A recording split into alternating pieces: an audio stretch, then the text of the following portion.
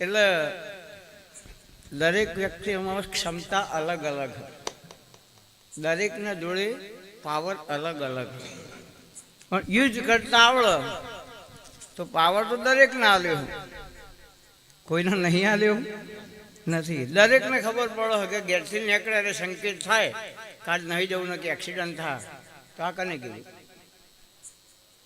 એ આત્મા હ, એ પરમાત્મા હ, પણ એ દિશામાં જવું નહીં. હું તો આ ગમે તો ધૂણવા બેહું 10 વખત ચેક કરું, કારણ કરંટ આવો અને આ ઓમ જ કરાવો. વસ્તી પછી લાગે બુવાજીને માતા જબરી આવી પણ યાર મરી જઈએ, એ માતા ના આવે, આ માતા કોઈને ના છોડે.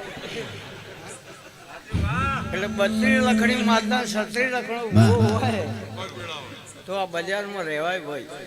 નકા હવે કરંટ બહુ ગમે તો શોર્ટ આવો.